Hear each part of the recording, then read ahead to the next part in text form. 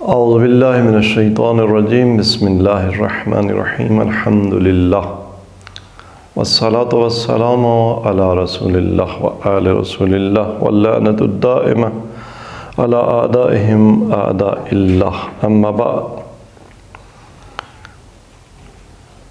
والجواب عنہ ان المعانی الخارجیہ کالحرارہ والبرودہ ونحوہما انما تحصل فی الاذہان بماہیاتها لا بوجوداتها العینیہ۔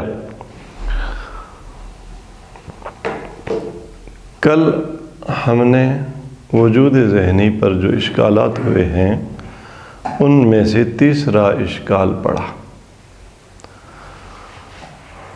اشکال یہ تھا کہ اگر آپ مدعی ہیں کہ خارجی ماہیات بذاتہا ذہن میں حاضر ہوتی ہیں تو حرارت کا اور برف کا مثال کے طور پہ مربع یا مثلث کا جب آپ تصور کرتے ہیں، ان کا ادراک کرتے ہیں، تو وہ خارجی آگ اپنی ماہیت کے ساتھ، یہ خارجی برف اپنی ماہیت کے ساتھ، وہ خارجی مربع اور مثلث اپنی ماہیات کے ساتھ ذہن میں حاضر ہوتے ہیں، موجود ہوتے ہیں۔ اور ہمیں معلوم ہے کہ جب کبھی ہم آگ پر کسی چیز کو رکھ دیتے ہیں یا آگ کے ساتھ کسی چیز کو رکھ دیتے ہیں، برف ڈال دیتے ہیں کسی چیز میں، مربع اور مثلث وغیرہ وغیرہ، وہ سطح لیتے ہیں جواہر والے، ان پہ آثار مرتب ہوتے ہیں، اور پھر اعراض جہاں تک ان کا تعلق ہے تو اعراض بھی حرارت ہو، برودت ہو یا کم متصل ہو، وہ بھی اپنے آثار رکھتے ہیں۔ ٹھیک ہے جی۔ بنابراین نفس کو گرم بھی ہونا چاہیے، نفس کو سرد بھی ہونا چاہیے، نفس کو مربع اور مثلث بھی ہونا چاہیے، ایمان اور کفر کے تصور کے وقت نفس کو مومن اور کافر بھی ہونا چاہیے، حالانکہ ایسا بھی ضرورت نہیں ہے۔ علامہ طباطبائی رحمہ نے جواب دیا کہ دیکھیں، ہم نے یہ کب کہا ہے کہ موجود ذہنی یعنی وہی موجود عینی ماہیت کا اٹھ کر ذہن میں آ جاتا ہے۔ ہم نے تو ایسا نہیں کبھی کہا کہ آگ کو اٹھا کے دماغ کی جو ہے نا کھڑکی کھول کے اس میں آگ رکھ دیں یا برودت رکھ دیں یا حرارت رکھ دیں یا وہی مربع رکھ دیں۔ نہیں، ہم جب کہتے ہیں کہ خارجی ماہیات بذاتہا ذہن میں حاصل ہوتی ہیں، یعنی ذہن میں بھی ان کی حد وہی ہوتی ہے، ان کی جنس و فصل وہی ہوتی ہے۔ ٹھیک ہے جی۔ نہ یہ کہ ان کی جنس اور فصل تبدیل ہو جائے، ان کی آئیڈینٹی وہی ہوتی ہے جو عالم خارج میں تھی، یہ ہم کہتے ہیں۔ نہ یہ کہ ان کا مادہ ذہن میں آ جاتا ہے یا خارجی آثار ذہن میں آ جاتے ہیں۔ حرارت عالم خارج میں جب کسی محل کے ساتھ قائم اور وابستہ ہوتی ہے تو وہ محل گرم ہوتا ہے، خود وہ محل، وہ پانی جس کے ساتھ حرارت وابستہ ہے، وہ پانی گرم ہوتا ہے، وہی پانی ٹھنڈا ہوتا ہے۔ وہ شکل مربع شکل ہوتی ہے جس پر مربع یا مثلث کی شکل، اور یہ عرض کیا ہوتی ہے؟ عارض ہوتی ہے۔ بنابراین ذہن میں جو خارجی ماہیات ہیں ان پر مربع ہونا، ان پر مثلث ہونا، ان پر حار ہونا، ان پر بارد ہونا، ان کا عریض اور طویل ہونا، متحیز ہونا، مومن یا کافر ہونا، وہ بالحمل الاولی ہوتا ہے، نہ بالحمل الشائع۔ ذہن کی ماہیت اگر بالحمل الشائع مربع اور مثلث ہوتی، حار اور بارد ہوتی، مومن اور کافر ہوتی، اگر کوئی ایسا دعویٰ کرتا تو پھر آپ کی بات ٹھیک تھی۔ ہم نے ایسا دعویٰ ہی نہیں کیا۔ ہم کہتے ہیں ذہن کا جو کہ میں حرارت کا جو وجود ذہنی ہے وہ بالحمل الاولی حرارت ہے۔ حمل اولی میں معیار کیا تھا؟ اجمال اور تفصیل میں، اور اتحاد بھی اسی مفہوم میں ہوتا ہے، لیکن کس لحاظ سے؟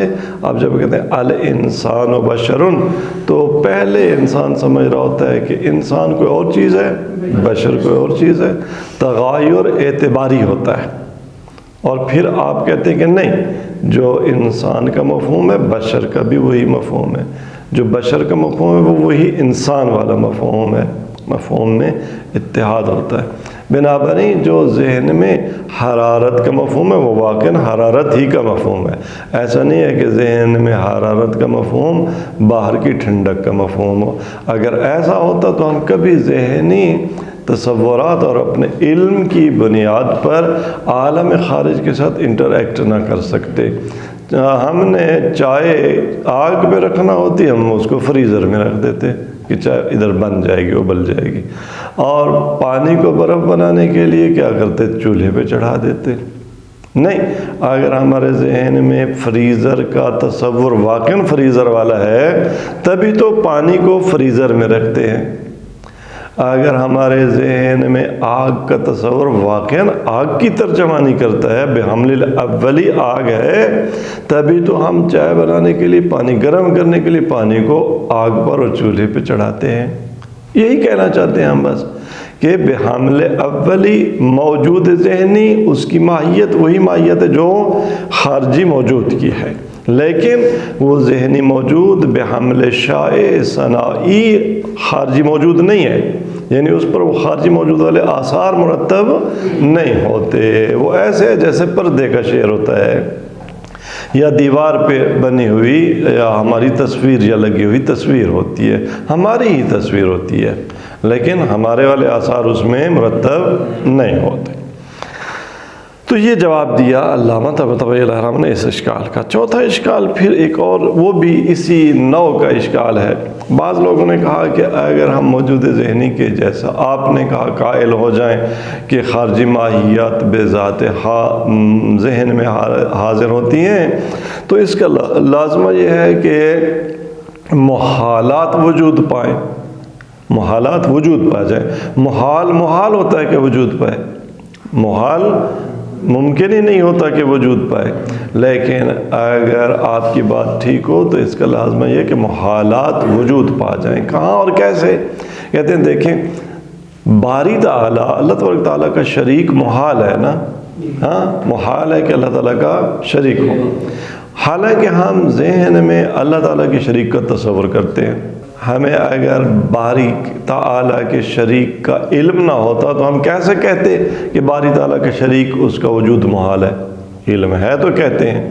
تو پس ذہن میں گویا آپ اگر کہتے ہیں کہ ماہیت بذات ہی حاضر ہوتی ہے تو اس کا مطلب ہے ذہن میں اللہ تعالیٰ کا شریک موجود ہے۔ تو شریک الباری جس کا وجود پانا محال تھا اس نے وجود پا لیا، ٹھیک ہے جی۔ اسی طرح سے آپ کہتے ہیں اجتماع النقیضین محال، نقیضین کا اجتماع محال ہے، یہ نہیں ہو سکتا کہ یہی وجود کتاب بھی ہو اور لا کتاب بھی ہو، یہ نہیں ہو سکتا، حالانکہ آپ کے ذہن میں اجتماع النقیضین کا علم اور ذہنی وجود موجود ہے۔ اس کا مطلب ہے اجتماع نقیضین محال نہیں بلکہ محقق ہو گیا۔ اسی طرح سے آپ کہتے ہیں کہ سلب الشیء عن نفس ہی محال ہے۔ ابھی آپ نے جو مثال دی کہ آپ نے پہلے تصور کیا کہ انسان بشر جو ہے نا انسان نہیں ہے، بشر سے انسانیت آپ نے چھینی عالم تصور میں، اور پھر آپ نے پھر وہی انسانیت بشر پر حمل بھی کی۔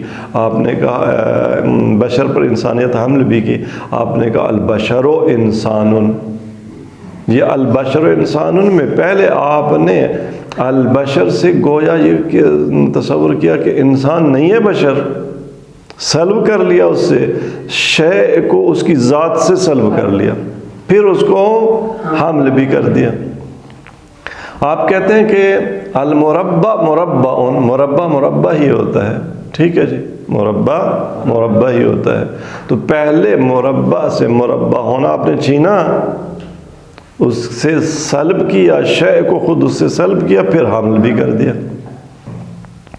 تو خلاصہ یہ کہ اس سے محالات ذاتیہ کا ثبوت لازم آتا ہے۔ آپ نے وجود ذہنی کی جو تصویر پیش کی ہے، اس کا جواب بھی وہی ہے کہ دیکھیں محالات ذاتیہ کا کب وجود محال ہے؟ محال ذاتی بالحمل شائع تحقق پانا اس کا محال ہے، نہ بحمل اولی۔ شریک الباری، شریک الباری کس میں؟ ذہن میں۔ مفہوم شریک الباری وہ شریک الباری ہی کا مفہوم ہے، یہ تو نہیں ہے کہ شریک الباری کا مفہوم ہو لیکن وہ ممکن اور مخلوق باری کا مفہوم ہو، نہیں، شریک الباری کا مفہوم وہی شریک باری ہی کا مفہوم ہے۔ یہ الگ بات کہ عالم عین میں شریک باری پایا ہی نہیں جاتا۔ تو اس کا جواب بھی وہی ہے۔ عبارت 3-4 اشکالات ایک ہی اس کے ہیں، 9 کے ہیں، اور اسی طرح سے آخری اشکال جو ہے 5واں اشکال، آخری نہیں البتہ آگے 2 اور اشکال بھی ہیں۔ ہاں، تو 5واں اشکال وہ بھی اسی نوع کا، اسی کیٹیگری کا اشکال ہے۔ 5ویں اشکال میں یہ کہا گیا کہ دیکھیں ہم زمین کا تصور کرتے ہیں اس کی ساری وسعتوں کے ساتھ، وہ زمین جس میں وادیاں ہیں، صحرا ہیں، درخت ہیں، دریا ہیں، پہاڑ ہیں، سب کچھ ہیں، ہم زمین کا اس وسعت کے ساتھ کیا کرتے ہیں؟ تصور کرتے ہیں۔ اس کا مطلب یہ ہے کہ یہ زمین اپنی تمام وسعتوں کے ساتھ وجود ذہنی رکھتی ہے، ہمارے ذہن میں موجود ہے۔ اسی طرح سے ہم آسمان کا، ہم ستاروں کا جو ہے کیا کرتے ہیں؟ کہکشاؤں کا تصور کرتے ہیں۔ اچھا، یہ ایک طرف۔ دوسری طرف ذہن میں یہ جو تصاویر آئیں تو گویا یہ ذہنی عالم خارج کی ماہیت کی تصاویر ایسے ہیں جیسے آپ دیوار پر ایک چیز کا ٹھپا لگا دیں۔ انتباہ ہوتا ہے مہر لگانا، ٹھپا لگا دینا۔ تو علم کے بارے میں یہ کہا جاتا ہے کہ علم عالم خارج کی اشیاء کی صورتوں کا ذہن پر انتباہ ہے۔ اب جب اتنی بڑی وسیع ہے یہ زمین اور اس کا ہمارے پاس علم ہے، اور آپ کہتے ہیں بے ذات ہی خارجی ماہیات ذہن میں حاضر ہوتی ہیں، تو زمین کا جب ہم تصور کرتے ہیں اور ہمیں علم حاصل ہوتا ہے کرۂ ارض کا، تو کرۂ ارض کی تمام وسعتوں کا ہمیں علم ہے۔ ان وسعتوں کے ساتھ یا نہیں کرۂ ارض کا تصور ہو لیکن اصل میں ہم نے ایک چھوٹی سی گیند کا تصور کیا ہو، نہیں، زمین کا اپنی تمام وسعتوں کے ساتھ ہی ہمیں علم حاصل ہوتا ہے۔ اچھا، اب علم جو ہے آپ کا وہ انتباہ ہے، وہ ایک طرح کا ٹھپا ہے۔ اب فرض کریں کہ آپ کے پاس ایک پردہ جس پہ آپ نے ٹھپا لگانا ہے، وہ 3x3 میٹر کا ہے، اس کی مساحت، اس کی لمبائی چوڑائی 3x3 میٹر ہے، مربع میٹر، جبکہ ٹھپا جو آپ کا ہے وہ ہے 5x5۔ تو کیا اس ایریا پر جو 3x3 ہے اس پر 5x5 کی مہر لگے گی؟ کیوں؟ وہ چھوٹا ہے، نہیں لگے گی۔ ہمارا ذہن اور ہمارا دماغ کتنا ہے؟ پہلے پورے وجود میں 5 فٹ 6 فٹ ٹوٹل وجود ہے، اس میں چند فٹ چہرہ ہو گیا، اس میں بھی کھوپڑی میں دماغ میں ذہن مثلاً، اور وہ بھی تھوڑے سے چند ملی میٹر کے اس پہ مربع، اس پہ احاطے پہ، اس پہ ساری زمین چھپ جائے، یہ کیسے ہو سکتا ہے؟ زمین اپنی تمام وسعتوں کے ساتھ کہکشائیں، نجوم، سما، یہ چیزیں آ جائیں، یہ نہیں ہو سکتا۔ اس کا مطلب یہ ہے کہ یہ خارجی ماہیات کا ذہن میں وجود بذات ہی نہیں ہوگا، وہاں آپ کو حتماً کوئی دخل و تصرف کرنا پڑے گا۔ ہاں، زمین اپنی وسعتوں کے ساتھ وہاں نہیں جا سکتی، وہ آپ کو نسبتیں کوئی قائم کرنی پڑیں گی، یا جیسے سائنس میں لوگ کہتے ہیں یا فلسفے میں کہا گیا یا نہیں، ذہن میں آپ کا جو مغز ہے نا، یا ذہن، اس سے مراد ان کی وہی مادی مغز ہے، اس کو اگرچہ وہ چھوٹا ہے، اگرچہ وہ کم ہے، لیکن اس کے لامتناہی اجزاء ہو سکتے ہیں، چھوٹے چھوٹے اجزاء ہوتے ہیں۔ ابھی ہماری یہ تصویر کیمرہ بنا رہا ہے، کیمرے کی جو عدسہ ہے وہ چھوٹا ہے میرے وجود سے، ٹھیک ہے، تو یہ وہ جو چھوٹا عدسہ ہے اس پہ میرے وجود کے ہر حصے کا ایک پکسل مثال کے طور پہ جس کو کہتے ہیں، فرض کریں کہ میرے وجود کا 1/1 ملی میٹر جو ایریا ہے نا، وہ بہت کم ہو کے چھوٹے پیمانے پر ایک پکسل کی صورت میں وہاں عدسے پر، کیمرے کے عدسے پر کیا ہو رہا ہے، منطبع ہو رہا ہے۔ تو دماغ میں بھی ایسا ہوتا ہے۔ ابھی یہی ہمارے سامنے کیمرے کی مثال، بھلا کیمرے کے عدسے کا قطر کتنا ہے، اور میرا وجود، اور کتنے کتنے مناظر ہم اس میں پکچر لیتے ہیں، تو کیا ہو جاتا ہے، ہر ذرہ اس تصویر جس کی تصویر بن رہی ہے اس آبجیکٹ کا، اس سے ایک ایک نقطہ لیکن بہت چھوٹا، مثال کے طور پہ وہ نقطہ وہ جو ہے 100/100 اگر ملی میٹر کا ہے یا میٹر کا ہے، تو یہ وہاں سے 1/1 میٹر کا نقطہ پکسل کی صورت میں اٹھا لیتا ہے اور ہمیں وہی دکھاتا ہے چھوٹے مائکرو لیول پر۔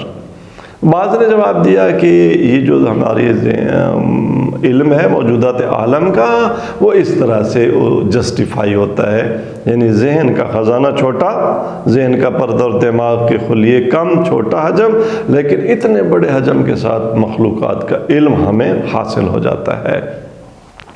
علامہ طباطبائی علیہ الرحمہ نے اس جواب کو پسند نہیں کیا اور فرمایا کہ فلسفی نقطہ نگاہ سے اصلا یہ بات ہی غلط ہے کہ ہمارے ذہن اور دماغ کی خلیوں پر کوئی ٹھپا لگتا ہے اور اس ٹھپے کو ہم کہتے ہیں علم۔ اصلا علم انتباہ نہیں ہے، علم انتباہ نہیں ہے، بلکہ علم ایک مجرد حقیقت ہے، یعنی جس میں مادے کی خصوصیات ہی نہیں پائی جاتی۔ سپیس کس کو چاہیے؟ مادے کو چاہیے۔ جو غیر مادی چیزیں ہوتی ہیں، جو میٹا فزیکل حقائق ہوتے ہیں، ان کو سپیس کی ضرورت نہیں ہوتی۔ ہمارے بدن کو جگہ چاہیے، لیکن ہماری روح، اس کو فرض کریں کہ 3/4 میٹر کی جگہ چاہیے، کمرہ چاہیے، تب اس میں نہیں، کیونکہ مجرد ہے۔ علم بذات خود ایک مجرد حقیقت ہے جس پہ ہم بعد میں بحث کریں گے اور ثابت کریں گے، اور حکمت مطالعہ میں ثابت کیا گیا ہے۔ علم اصلا مادی چیز نہیں ہے کہ آپ اس کو خلیوں میں ڈھونڈیں، آپ اس کو دماغ کے ٹکڑوں میں ڈھونڈیں اور پھر آپ کے لیے کویسچن پیش ہو کہ بھلا اتنے بڑا ٹھپا جو ہے اتنے چھوٹے اس پہ حجم پہ کیسے وہ نا ترسیم ہو گیا اور لگ گیا اور تصویر بن گئی۔ اصلا یہ باتیں ہی نہیں ہیں کہ آپ یہ اشکال کریں وجود ذہنی پر۔ تو یہ 3 اشکالات، ان کی عبارت دیکھتے ہیں۔ کل جو تیسرا اشکال تھا اس کی عبارت ہم نے پڑھ لی تھی۔ جواب والجواب عنہ، اس تیسرے اشکال کا جواب کیا ہے کہ جی آپ نے کہا کہ نفس کو خار ہونا چاہیے، بارد ہونا چاہیے، نفس میں لمبائی اور چوڑائی آئے، وہ متحرک ہونا چاہیے، اس کا مربع مثلث، مومن و کافر ہونا چاہیے۔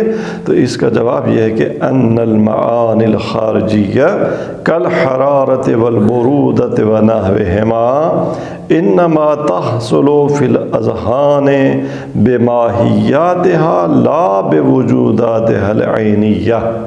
دیکھیں بھائی، بات یہ نہیں، یہ ہے کہ جو خارجی معنی ہے نا، یعنی خارجی حقائق ہیں، جیسے حرارت ہے، برودت ہے، گرمی، ٹھنڈک وغیرہ، یہ ذہن میں حاصل ہوتے ہیں، لیکن کس طرح؟ بماہیاتہا لا بوجوداتہا العینیہ، ان کی ماہیت، معنی اور ماہیت، ان کی آئیڈینٹیٹی وہ کہاں حاصل ہوتی ہے؟ ذہن میں، لیکن خود ان کا پرسن اور پرسنالٹی جو ریئل ہے عالم خارج کی، وہ ذہن میں نہیں آتی۔ یہی تو فرق ہے وجود ذہنی اور عینی کا۔ عینی حقائق میں ریئل تھنگ ہوتی ہے، ذہنی موجودات میں اسی چیز کی آئیڈینٹیٹی اور ماہیت آتی ہے ہمارے ذہن میں۔ وَتَصْدُقُ عَلَيْهَا، اور یہ جو خارجی معنی ہیں یہ صادق آتے ہیں ان ماہیات پر بالحمل الاولی، بالحمل اولی، یعنی یہ عناوین ان پر صادق آتے ہیں، دون الشائع۔ ہم ان خارجی معانی کو ذہن کے موجودات پر جب حمل کرتے ہیں، بالحمل شائع حمل نہیں کرتے۔ الحرارت حرارتن، تو وہاں ذہن میں جو الحرارت فی الذہن مثلا حرارتن، وہ حرارت ہے لیکن بالحمل اولی حرارت ہے، نہ کہ بالحمل شائع، کہ اگر بالحمل شائع ہوتی تو پھر نفس کو ہار ہونا چاہیے تھا۔ والذی یوجب الاتصاف، اور پس ذہن میں کیا ہے، یہ ماہیات ہیں موجود، وجود عینی ان کا نہیں ہے۔ والذی یوجب الاتصاف، اور وہ چیز جو اتصاف کا موجب بنتی ہے کہ محل حار ہو جائے حرارت کے آنے سے، محل بارد ہو جائے برودت کے آنے سے، وہ جو اس اتصاف کا موجب بنتی ہے وہ کیا ہے، حصول هذه المعانی بوجوداتها الخارجیہ، اگر کسی محل کے پاس یہ معانی اپنے خارجی وجود کے ساتھ حاصل ہو جائیں تو پھر یقیناً وہ وجود جو ہے، وہ محل جو ہے اس کو گرم بھی ہونا چاہیے، اس محل کو ٹھنڈا بھی ہونا چاہیے، لیکن ذہن کے پاس تو یہ خارجی وجود کے ساتھ تو نہیں نا حاضر ہوتے۔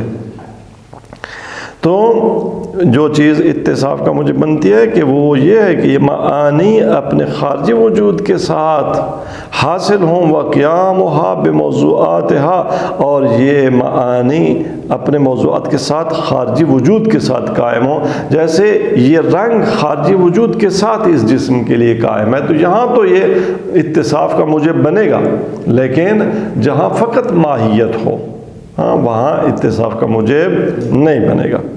دون حصول ماہیاتها، یعنی ان کی ماہیات لہا، یعنی اگر ان خارجی معانی کی ماہیات کسی موضوع کے لیے حاصل ہو تو وہاں یہ اتصاف کا موجب نہیں بنتی۔ دون حصول ماہیاتها لہا وقیام ماہیہ بالحمل الاولی، اور ماہیہ یعنی ماہیت بالحمل اولی اگر کسی موضوع کے ساتھ قائم ہو تو وہ اس کا موجب نہیں بنتی کہ اس کا محل وہ حار بھی ہو، وہ بارد بھی ہو، وہ مثلث و مربع بھی ہو، اور مومن و کافر بھی ہو، ایسا نہیں ہے۔ الاشکال الرابع، چوتھا اشکال کیا ہے، اننا نتصور المحالات الذاتیہ، ہم ذاتی محالات ان کا تصور کرتے ہیں، جیسے کا شریک الباری و اجتماع النقیضین و ارتفاعہما، جیسے اللہ تبارک تعالیٰ کا شریک، نقیضین کا اجتماع، نقیضین کا ارتفاع، و سلب الشیء عن نفسہ، ایک چیز کو خود اسی سے سلب کرنا، ان کا ہم تصور کرتے ہیں۔ فلو کانت الاشیاء حاصلۃ بانفسها فی الاذہان، اب اگر اشیاء بذات ہی ذہن میں حاضر ہوتی تو اس کا مطلب کیا ہوتا، استلزم ذالک ثبوت المحالات الذاتیہ، تو یہ مجھے بنتا کہ ذاتی محالات ثابت ہوں، تحقق پا جائیں، شریک باری کہیں تحقق رکھتا ہو، اجتماع نقیضین تحقق رکھتا ہو، ارتفاع نقیضین، سلب الشیء عن نفس وغیرہ جیسے محالات کیا ہے، تحقق رکھتے ہوں۔ والجواب عنہ، اس اشکال کا جواب کیا ہے، ان الحاصل من المحالات الذاتیہ فی الاذہان، دیکھیں وہ چیزیں جو محالات ذاتی میں سے ذہن میں حاضر ہوتی ہیں نا، وہ کیا ہے، مفاہیمها، وہ ان کے مفاہیم ہیں، بالحمل الاولی، شریک باری کا مفہوم ذہن میں حاضر ہوتا ہے، اجتماع النقیضین کا مفہوم ذہن میں حاضر ہوتا ہے، وہ بھی اجتماع نقیضین کون سا، بالحمل الاولی، اجتماع نقیضین کون سا، بحمل اولی، جسے اجتماع نقیضین کہتے ہیں، یعنی مفہوم وہ ذہن میں حاضر ہوتا ہے۔ دون حمل شائع، حمل شائع کے تحت یا اس حیثیت سے یہ ماہیت ذہن میں حاضر نہیں ہوتی۔ فشریک الباری فی الذہن، شریک الباری بالحمل الاولی، بنابراً ذہن میں جو شریک باری ہے نا، وہ شریک الباری تو ہے لیکن کیسا، بالحمل الاولی، مفہوماً شریک باری ہے، نہ یہ کہ وجوداً شریک باری ہو۔ وَأَمَّا بِالْحَمْلِ الشَّائِعِ، باقی رہ گیا حمل شائع، تو فَهُوَ کیفیت نفسانیہ، ہاں چونکہ یہ علم ہے، بالحمل شائع کیفیت ہے، لیکن کیفیت کس کی ہے، نفس کی، کیفیت نفسانیت۔ اچھا جی، آپ ایکچولی یہاں ایک اشکال کا جواب ہے کہ بھلا آپ یہ نہیں کہتے تھے کہ علم بالحمل شائع کیف ہے، کہتے ہیں نا، یہی مدعا تھا کہ علم بالحمل شائع کیف ہے، تو کیف موجود ہوتا ہے بالحمل شے، کم از کم موجود تو ہے نا، ذہن میں چاہے موجود ہے. تو اس کا مطلب ہے شریک باری تو پھر موجود ہو گیا. کہتے ہیں نہیں، وہ جو شریک باری موجود ہے، کیفیت نفسانی ہے، وہ کیا ہے؟ ممکنتن، وہ واجب الوجود نہیں ہے. کیوں؟ بلکہ کیا ہے؟ ممکن الوجود ہے. مخلوقۃ للباری، اور وہ خود باری تعالیٰ کی مخلوق ہے. کیسے؟ چونکہ نفس مخلوق خدا ہے، اور وہ شریک الباری کا تصور جو نفس کی مخلوق ہے ایک لحاظ سے، چونکہ نفس کا محتاج ہے، وہ تو ذہنی موجود خود محتاج ہے، نفس کا نفس محتاج ہے باری تبارک تعالیٰ کا. تو نتیجہ کیا نکلا کہ وہ ذہنی موجود خود مخلوق خدا ہے. مخلوق خدا کب شریک خدا ہو سکتی ہے؟ شریک خدائی نہیں ہو سکتی. وہکذا فی سائر المحالات، باقی محالات میں بھی معاملہ ایسا ہی ہے. الاشکال الخامس، پانچواں اشکال کیا ہے؟ انا نتصور الارض بما رحبت بسہولها وجبالها، ہم زمین کا تصور کرتے ہیں بما رحبت، اس کی وسعتوں کے ساتھ، بسہولها اس کی وادیوں کا بھی تصور کرتے ہیں، وجبالها وبراریها اس کے پہاڑوں کا، اس کے صحراؤں کا، وبحارها اس کے سمندروں کا. زمین کا خلاصہ ہم اس کی تمام تر وسعتوں اور اس پر موجود تمام آبجیکٹس کے ساتھ تصور کرتے ہیں. اسی طرح وما فوقها من السماء، زمین کے اوپر جو آسمان ہے، بارجائها البعیدہ اس کے جو دور دور کے آفاق ہیں، اس کا ہم کیا کرتے ہیں؟ تصور کرتے ہیں. والنجوم والکواکب بابعاد الشاسعہ، اسی طرح ہم ستاروں کا، کواکب کا، سیاروں کا، کہکشاؤں کا، ان کے وہ کتنا وسعت اور وسیع پہلو ہیں، ابعاد ہیں اور وسعتیں ہیں، ان کا تصور کرتے ہیں. جب ایسا ہے تو اگلی بات کیا؟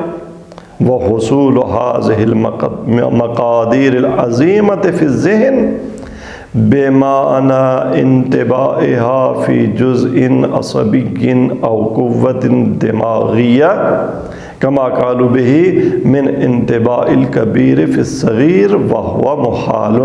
پرابلم کہاں ہے؟ پرابلم کہتے ہیں یہاں ہے کہ جب ہم اتنی وسیع اشیاء کا تصور کرتے ہیں، کائنات کا، تو یہ جو ان کائنات کی مقداروں کا، وسعتوں کا تصور ہے، یہ ذہن میں حاصل ہوتا ہے یا نہیں ہوتا؟ حاصل ہوتا ہے نا. اور حاصل ہونے کا مطلب کیا ہے؟ بمعنی انتباہها، یعنی یہ ساری وسعت اس کا ٹھپا لگ جاتا ہے، مہر لگ جاتی ہے، یہ طباعت ہو جاتی ہے، پرنٹنگ ہو جاتی ہے. کس پر پرنٹ ہوتے ہیں یہ ساری اتنی بڑی وسعت، اس کی تصویر؟ فی جزء عصبی، ہمارے دماغ کے اعصاب کے کسی ایک خلیے پر، او قوت دماغیہ، یا دماغ میں جو قوت ہے بالآخر وہاں پر، کما قالوا بھی جیسا کہ لوگ کہتے ہیں، سائنسدان بھی یہی کہتے ہیں، بعض فلسفیوں میں یہی کہا ہے کہ علم کیا ہے؟ خارجی اشیاء کا، ان کی تصویر اٹھ کر ذہن کے خلیوں پر کیا ہو جاتی ہے؟ پرنٹ ہو جاتی ہے، وہاں پہ جہاں آپ کا حافظہ یا تصویر بنتی ہے. اچھا، اب اگر جملے کی ساخت پہ آپ جائیں، وہ حصول هذه المقادیر سے لے کر جہاں تک جملہ ہم نے پڑھا، یہ سارا مبتدا ہے. خبر کیا ہے؟ خبر یہ ہے وہ حصول هذه المقادیر، درمیان میں سمجھیں کہ جملہ نہیں ہے، درمیان میں فرض کریں کہ جملہ نہیں ہے، تو جملہ کیسے بن جائے گا؟ وحصول هذه المقادیر من انتباہ الکبیر فی الصغیر، ان مقادیر کا ذہن میں حاصل ہونا یہ کس کی نوع سے ہے؟ من انتباہ الکبیر فی الصغیر، کہ 4 میٹر کا ٹھپا 2 میٹر کی جگہ پر لگ جائے، کبیر صغیر پر منتبہ ہو جائے، پرنٹ ہو جائے. وہو محال، حالانکہ ایسا نہیں ہو سکتا. بس نتیجہ کیا ہوا کہ خارجی اشیاء کی تصاویر بعین ہی ذہن میں آ نہیں سکتی. اور آپ تو کہتے تھے کہ خارجی ماہیات بذات ہی ذہن میں موجود ہوتی ہیں، ان کا وجود ذہنی پایا جاتا ہے، لہذا آپ کا نظریہ باطل ہے. یہاں تک علامہ طباطبائی الرحمہ نے اشکال بیان کیا، اور اس کے بعد ایک جواب دیتے ہیں جو ان کا اپنا جواب نہیں ہے، کسی اور نے جواب دیا ہے اس اشکال کا، علامہ اس اشکال کے جواب کو بیان کرتے ہیں اور اس کو بھی رد کرتے ہیں کہ یہ جواب ٹھیک نہیں ہے۔ عبارت کیا ہے؟ وَدَفْعُ الْإِشْكَالِ بِأَنَّ الْمُنْتَبَعَ فِيهِ، کہتے ہیں کہ یہ جو ابھی اشکال بیان ہوا، اگر کوئی اس اشکال کو اس بیان کے ساتھ دفع کرے، اس دلیل کے ذریعے دفع کرے کہ دیکھیں بِأَنَّ الْمُنْتَبَعَ فِيهِ، کہ وہ جس پر پرنٹنگ ہوتی ہے، یعنی دماغ، ذہن، دماغ کا مادہ، وہ کیا ہے؟ منقسم الی غیر النہایہ، اگرچہ وہ چھوٹا ہے حجم میں زمین اور کائنات کی وسعتوں کے مقابلے میں، لیکن اس چھوٹے کے بھی بے نہایت چھوٹے چھوٹے اور اجزاء ہوتے ہیں، ان کو آپ ڈیوائیڈ کر سکتے ہیں، دماغ کے ہر خلیے کو آگے بے نہایت اجزاء میں آپ تقسیم کر سکتے ہیں۔ تو جب دماغ کے بے نہایت اجزاء ہو گئے تو زمین کے تمام وسعتوں کے ساتھ بالآخر منتہی اور متناہی اجزاء ہیں، لامتناہی تو نہیں ہے نا زمین، ہو سکتا ہے ہم اس کے اجزاء کو کاؤنٹ نہ کر سکیں، لیکن بالآخر اس کی ایک حد ہے، ایک جگہ پہ کہکشائیں ختم، ایک جگہ پہ دریا ختم، خوب زمین ختم، بالآخر وہ ختم ہو جاتی ہے۔ تو وہاں سے زمین کا ہر بڑا جز ذہن کے چھوٹے سے چھوٹے جز پر کیا جا کے اس کی پرنٹنگ ہو جاتی ہے، منتبع ہو جاتا ہے۔ ہم نے مثال دی جیسے ہمارے وجود کا ہر جز وہاں کیمرے کے چھوٹے عدسے پر، اس کے ایک چھوٹے سے حصے پر کیا ہو رہا ہے؟ ریفلیکٹ ہو رہا ہے اور منتبع ہو رہا ہے۔ خوب جی، یہ جواب آ گیا ایک جملے بِأَنَّ الْمُنْتَبَعَ فِيهِ مُنْقَسِمٌ إِلَى غَيْرِ النِّهَایَہ، اسی میں علامہ طباطبائی نے صرف اشارہ کر دیا ہے اس جواب کی طرف جو بعض اور لوگوں نے دیا ہے۔ علامہ کا اپنا موقف اس جواب کے بارے میں کیا ہے وہ بیان کر رہے ہیں، کہتے ہیں دَفْعُ الْإِشْكَالِ بِفُلان فلان، اس بیان کے ساتھ جو بھی ہم نے بیان کیا کہ جی منتبع فی تقسیم ہو جاتا ہے، اس بیان کے ذریعے اوپر والے اشکال کا جواب دینا لا یجدی شیئا، کوئی مفید فائدہ نہیں ہے، یہ بلا سود اور بے سود جواب ہے، یہ جواب ٹھیک نہیں ہے۔ کیوں؟ فرماتے ہیں اس لیے کہ فَإِنَّ الْكَفَّ لَا تَسَعُ الْجَبَلَ، آپ دیکھیں یہ میری ہتھیلی ہے، کف، بھلا کوئی ہمالیہ اس پر آ سکتا ہے؟ اس کی وسعت کہاں اور کوئی ہمالیہ کی وسعت کہاں؟ آپ بے شک کہتے رہیں کہ جی نہیں ہم ہتھیلی کو تقسیم کر دیتے ہیں لامتناہی اجزاء میں، اور کوئی ہمالیہ کو بھی اجزاء میں تقسیم کر دیتے ہیں، اس کے کچھ ٹکڑے اٹھا کر ہاتھ کی ہتھیلی کے اجزاء پر رکھ دیتے ہیں۔ نہیں، ایسا نہیں ہو سکے گا، کیونکہ اجزاء کے درمیان بھی تو نسبت وہی ہوگی جو ابھی ہاتھ اور پہاڑ کے درمیان نسبت ہے، ہاتھ کے اجزاء اور پہاڑ کے اجزاء کے درمیان بھی تو نسبت وہی ہوگی، ہاتھ کے کسی جز پر پہاڑ کا کوئی جز فٹ نہیں آئے گا۔ فَإِنَّ الْكَفَّ لَا تَسَعُ الْجَبَلَ وَإِنْ كَانَتْ مُنْقَسِمَةً إِلَى غَيْرِ النِّهَایَہ، چاہے آپ ہتھیلی کو غیر نہایہ اجزاء میں، لامتناہی اجزاء میں تقسیم ہی کیوں نہ کر دیں۔ اچھا علامہ اگر وہ جواب ٹھیک نہیں ہے تو پھر آپ کا اشکال کے بارے میں جواب کیا ہے؟ تو والجواب عنہ، خود جواب دیتے ہیں کہ ان الحق کما سیاتی، ہم آگے 11ویں مرحلے میں یہ بات ثابت کریں گے کہ حق یہ ہے کہ ان الصور الادراکیت الجزئیہ، وہ جو ادراکی ہماری صورتیں ہیں نا جزئی، مثال کے طور پہاڑ کی صورت ذہنی، درخت کی، دریا کی، ستارے کی، سیارے کی، زمین کی، یہ صورتیں کیا ہیں؟ غیر و مادیہ، اصلا مادی ہی نہیں ہیں، ان میں میٹر ہے ہی نہیں، بلکہ کیا ہے؟ بل مجردتن تجردن مثالیہ، ان میں تجرد پایا جاتا ہے، اور تجرد تام نہیں ہے، تجرد مثالی ہے۔ تجرد مثالی دیکھیں، تجرد آپ نے برزخ میں جسم مثالی کا سنا ہے نا، یعنی برزخ میں انسان کا جسم ہوتا ہے لیکن اس جسم کی طرح اس کا وزن نہیں ہوتا، سنگین نہیں ہوتا، جسم ہوتا ہے، ہاتھ ہیں، پاؤں ہیں، لیکن اس جسم کی طرح نہیں ہے، مثالی ہے، لطیف ہے، ظریف ہے، مثلا اس چھوٹے سے سوراخ سے بھی گزر جاتا ہے جہاں سے یہ بدن نہیں گزر سکتا۔ تو یہ جو ہماری ذہنی صورتیں ہیں نا، وہ مجرد ہیں مادے سے، البتہ ان کا تجرد کیسا ہے؟ مثالی تجرد ہے۔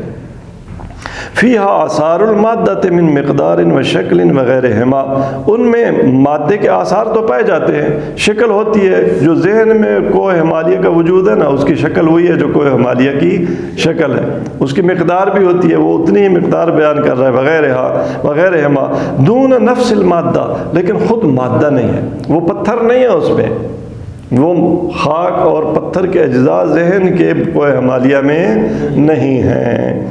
بنا بنی فاہیا حاصلۃ للنفس، پس یہ جو صورتیں ہیں نا ادراکی یہ نفس کے لیے حاصل ہوتی ہیں، فی مرتبت تجرد المثالی، نفس خود نفس کے بھی مراتب ہیں، نفس ہمارا جو نباتی ہے وہ مادی ہے، ہمارا جو نفس ناطقہ ہے وہ کیا ہے، تجرد مجرد ہے، اس کے بھی ایک تجرد تام کا مرحلہ ہے، ایک تجرد مثالی کا مرحلہ ہے، تو وہ جو ذہنی صورت ہوتی ہے نا وہ قائم ہوتی ہے نفس کے تجرد مثالی کے مرتبے کے ساتھ۔